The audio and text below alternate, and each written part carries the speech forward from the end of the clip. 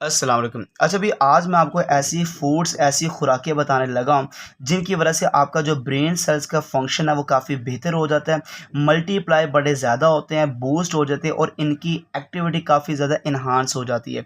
सबसे पहले नंबर पे मौजूद है अंडे की ज़र्दी, जिसके अंदर कोलिन और DHA मौजूद होता है, जिसको 3 ओमेगा फैटी एसिड का नाम दिया जाता है।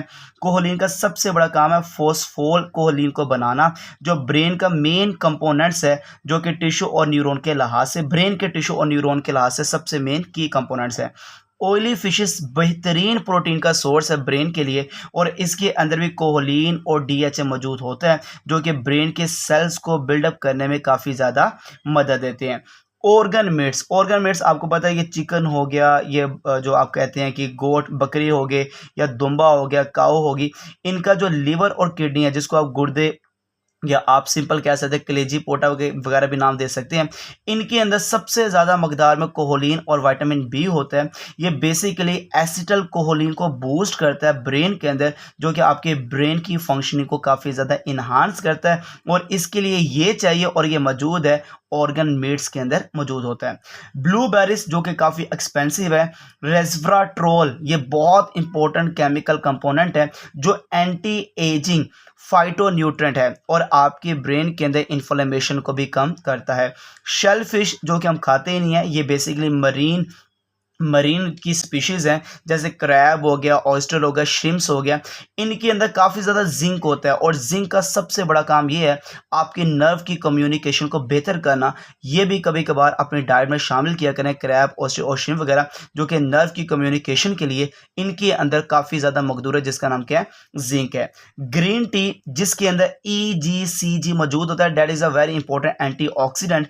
ये भी आपकी ब्रेन की इन्फ्लेमेशन को कम करता है और रिवर्स करता है इंसुलिन रेजिस्टेंस को, ताकि आपके ब्रेन सेल को ज़्यादा से ज़्यादा एनर्जी मिले और वो अपनी वर्किंग को बेहतर से बेहतर कर दे। तो ग्रीन टी अपनी रोज़मर्रा रूटीन पर 1 या 2 कप लाजमी इसको यूज़ किया करें। पंपकिन, ये आपको पंपकिन सीड जोन से होते हैं, बड़े इंपॉर्टेंट है।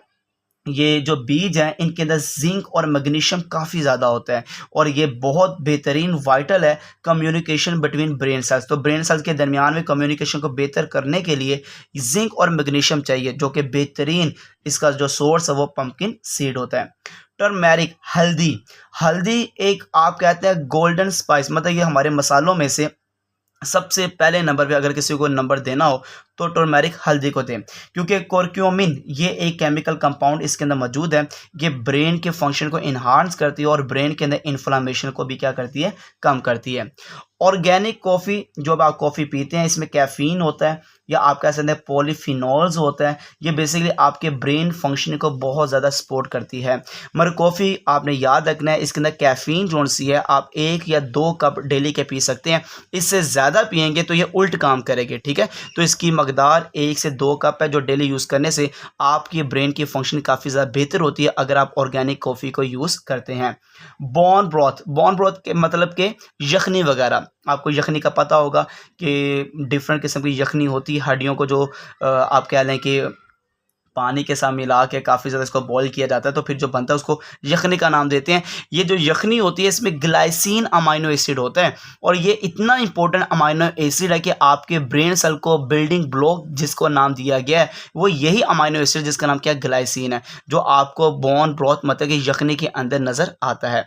बटर मक्खन के अंदर विटामिन ए होता है, ई होता है, K2 होता है और ब्यूटरेट मौजूद होता है। ये सारे विटामिन फैट सोल्यूबल विटामिन्स है और ये आपकी ब्रेन के लिए काफ़ी ज़्यादा इंपॉर्टेंट है। मैं अगर कहता हूँ कि एसेंशियल फॉर हेल्थी ब्रेन, अगर ब्रेन को हेल्थी रखना है तो आपने अपनी डाइट में बटर को भी यूज़ किया करना है। लीफी जो कि ग्रीन्स, जैसे आपके लिए मेथी होगी, पालक हो गया, साग हो गया, ये जो ग्रीन कलर की सब्जी होती है इनमें फोलेट और एंटीऑक्सीडेंट होता है।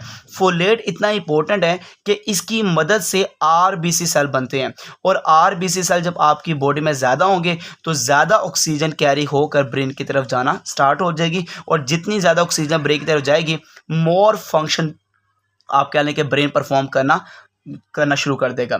तो ये मैंने आपको डिफरेंट फूड्स बताए हैं, काफ़ी लोग ऐसे हैं जो कुछ ले भी सकते हैं, कुछ नहीं भी ले सकते, मगर मैंने मेजॉरिटी ऑफ वो भी फूड बताए हैं जो आपको आम रोज़मर्रा में मिल भी जाते हैं। जैसे कि लीफ़ी ग्रीन्स हो गया, बटर हो गया, यखनी पी सकते हैं, कॉफ़ी पी सकते हैं, टर्मरिक हल्दी तो घर में मौजूद ही होती है, पम्पकिन जो सीड है ये भी मिल जाता है, ग्रीन टी भी मिल जाता है। हाँ, जो डिफ़िकल्ट इसमें आ जाता है वो शेल फिश है, ब्लूबेरीज़ आ जाता है, ऑर्गन मीट, कलेजी पोटे आप जाके जितने मर्ज़ी ले सकते हैं, वो भी आप यूज़ कर सकते हैं अपनी डाइट में कभी-कभार। एग योक, अंडा तो आपको पता है वो भी आप ले सकते हैं। ऑयली फ़िश जो फ़िश होती है ये भी आप आम र जो कि सर्दियों के दिनों में आम रूटीन पे भी खा सकते हैं। जज़ाकल्लाह खैर।